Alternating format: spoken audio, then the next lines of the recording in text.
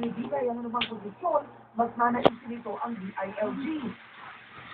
Aminado naman si President-elect Aquino na hindi pa sila nag-uusap ni D9. Ayon kay Aquino, may 5 hanggang 7 pinagsisilian para sa DILG, pero di pa tiyak kung pupunta ito kay D9. Di rin daw nagugulat si Aquino kung may kondisyon para sa mataas na pwesto si D9 sa 2016. He is a politician who obviously will be aiming for another office down the line. I have to talk to him first. And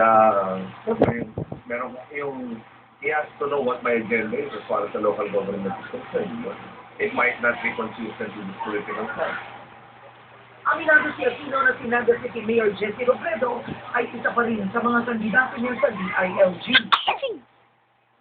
At bago pa man itong pagbubulitan, sinabi na ni Dinay na wala silang problema ni Aquino at bukas siya sa anumang kondisyon na ibibigay sa kanya. Magkakaroon ng para sa mga taang boses dahil sa nagpistong maagang retirement ni General Delphine Pangit. Bago mag-suspiri, nakatakdang magsumitin ng kanyang early retirement si Pangit. Dahil dito'y magagalaw ang 4 na malalaking pwesto sa AFC. Nakakakyan ng ilang opisyal para kunanin sa acting capacity ang mga mababakanting pwesto gaya ng kay Pangit. Samantala, madamdami naman si Pangit sa kanyang pamamaalam sa 103rd Brigade sa Lanao del Sur. Bukod sa pagbahagi ng kanyang mga naging karanasan bilang sundalo, ibinulalas din ni Pangit ang mga damdamin at sentimiento sa kanyang early retirement. Pero dito sa mga sundalo na magkaisa pa rin sa pagsuporta sa bagong chief of staff at bagong commander in chief. May rollback sa presyo ng pandesal at low spread simula bukas. Pero may banta rin ng shortage o kakulangan ng harina matapos inutos ng Department of Trade and Industry na ibaba ang presyo nito sa merkado. Nagpapatrol, Alvin El Chico. Mauna sa rollback ang mga maliliit na panaderya. Bukas na nila ipatutupad ang hanggang pisong bawang presyo sa low spread. Ang likot-likot mo. Tapos, nakadapag sa rasong pakete ng pandesal. Ang mga supermarket na Likot-likot. katapusan pa ng buwan. Sakit-sakit mo nipa. Ano? Likot-likot na. Oh. Sa magawa ng tinapay, ang Victoria's Bureau of Agricultural Statistics, nasa 58 pesos na ang kilo ng Yan. sugar mula sa 56 pesos noong weekend. Habang nasa 48 pesos naman ang pinakamahal na brown sugar sa Metro Manila. May rollback na presyo ng pandesal at low spread, pero may sumulpot na problema ang mga panadero. Laraw nagkawala ang supply ng harina na ibaba ang presyo nito.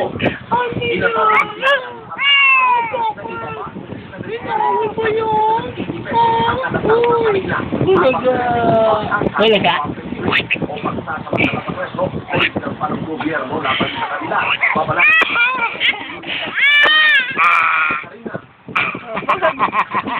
Nagbulat naman sa'yo eh. Kanina pa nga nakatingin. Ano?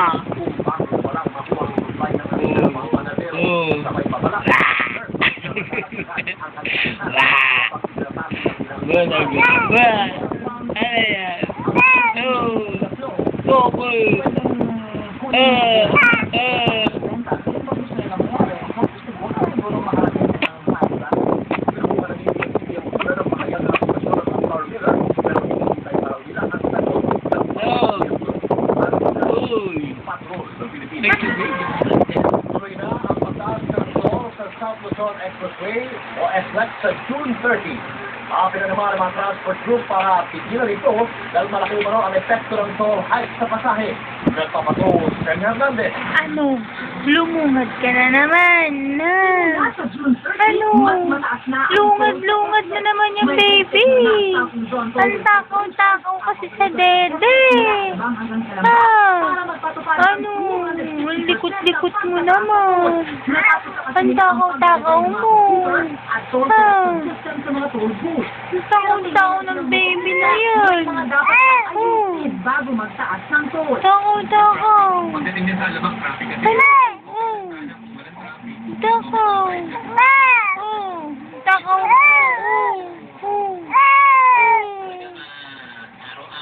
Takaw-takaw ng baby na yun. Dahil napakalakas nito. Ano? Ang mga class A Takaw, takaw. tulad ng mga kotse, Ah. mula 22 pesos, Oh. na ang bago. tanging 150 pesos ang babayaran ng mga Class B gaya ng mga bus at 230 pesos para sa Class C tulad ng mga truck. Siniguro naman ng Toll Regulatory Board Nakatingin naman yun sa...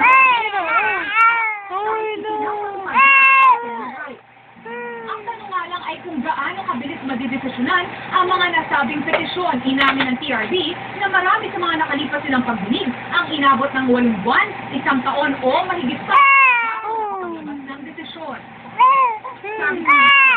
Sakali raw mapatunayan na ang pagtataas ng toll operator, mababawi pa naman ito.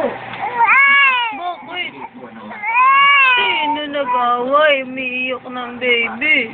Yung toll fees kung pinaka. Kung yung sobrang